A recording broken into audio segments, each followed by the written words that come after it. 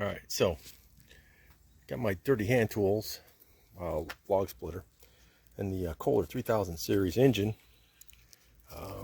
Basically has no compression, so I got to replace it. So the Kohler at this point in time is right around 450 bucks. And what I did was I went over to good old Harbor Freight and picked me up a Predator, which is a 212cc overhead cam engine. And as you can see, it looks pretty close to the Kohler, because we know that these engines are basically Chinese clones of stuff. So what I'm going to do is I'm going to see if it's a direct swap out, and if it is, you guys can basically watch the video and see how it goes. So I'm going to pause it as I unbox the engine and unbolt the Kohler. All right, so what I'm doing now is I'm disconnecting the engine, the old Kohler engine, from the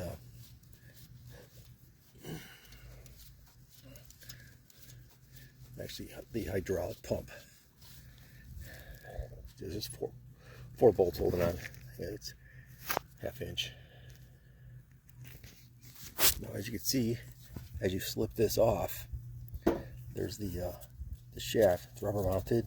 It's got a hex head in it that actually holds it onto the actual shaft itself. So you're going to have to remove this and put this onto the newer replacement engine.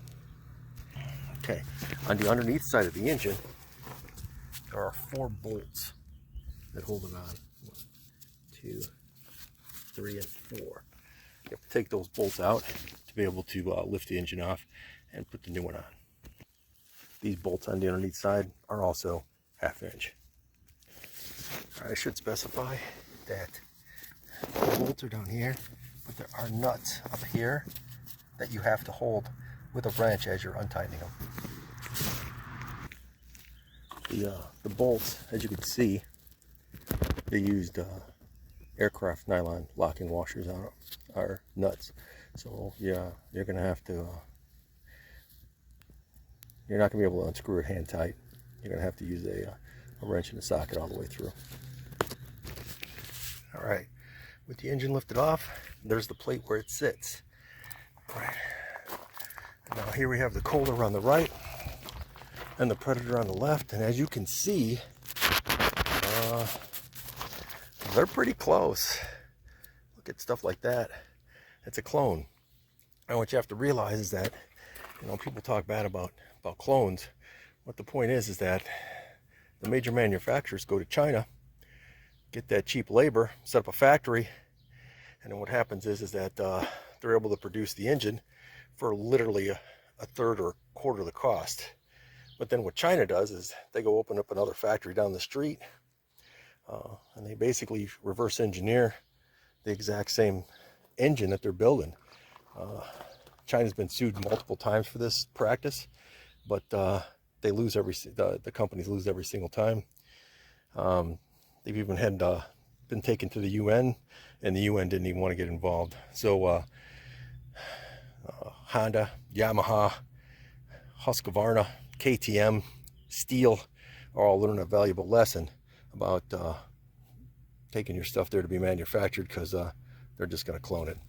And if you look for the reviews on the Predator, it actually gets some really good reviews. And if you actually look up the Kohler engines on these the log splitters, they basically only last 3 years. I was lucky; I got 6 out of mine, so I'm not complaining. But the Kohler engines, $400. I picked up the Predator here for 125 bucks out the door. It was it's a sidewalk sale, and it's June 2023. All right, let me go check the mounts, and then basically mount this thing up. I got to take off the shaft, the adapter here, and then it's going to be a direct bolt on. All right, the Allen end that takes the detent out is 5 millimeter. It's a 5 millimeter. All right, I squirted some penetrating oil in here, and then also because it was stuck, I then tapped all the way around on it. And then what you have to realize that this rubber bushing is here to absorb the shock as it goes to spin the hydraulic pump. Well, this comes off, and now what you have there is you could put a puller on there to hook it on and pull it off. If well, like I said, I let mine sit with penetrating oil, and I tapped all the way around it, and I was able to basically get it loose. So and mine came right off. All right, now notice on the Predator engine, they have the key zip tied on there. Now if you look, it's not sitting right. So what you have to do is you have to remove the zip tie. You then take the key, you stick it in here like that, and you'll notice that now it basically is sitting the way it's supposed to. It's sitting flush.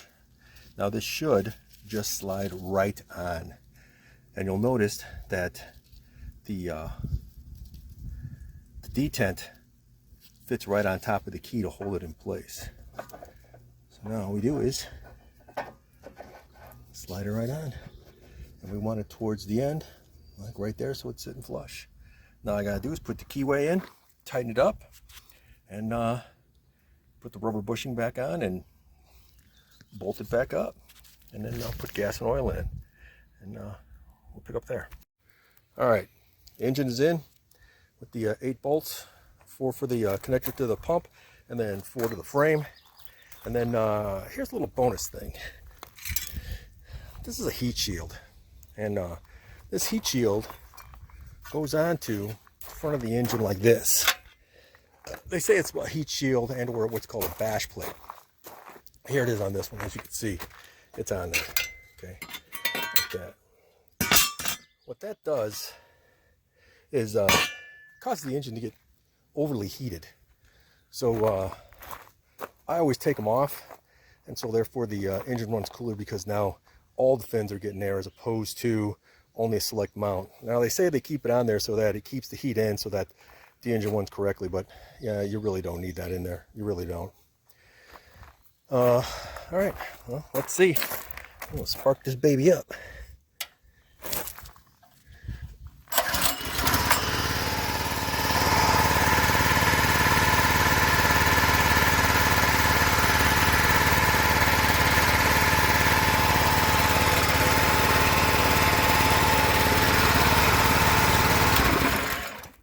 And there we go, first pull. Now, it says to run 10W30 in here.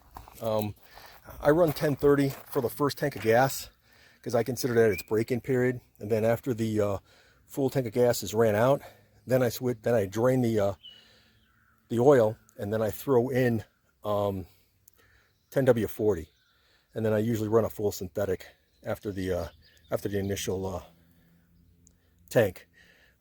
Now, I was told that there's 2 different motors of the 212.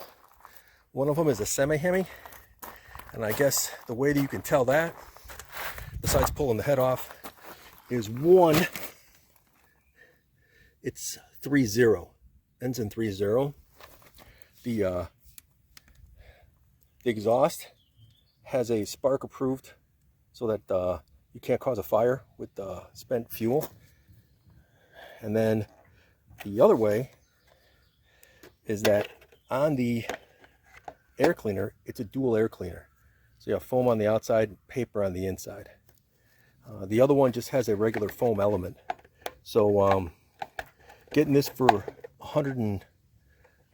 basically 125 bucks was an excellent deal. So that's it. If your dirty hands tools log splitter goes out, the engine goes out, just go get yourself a nice Predator. It's a good deal. All right, take it easy, stay safe, and stay dirty.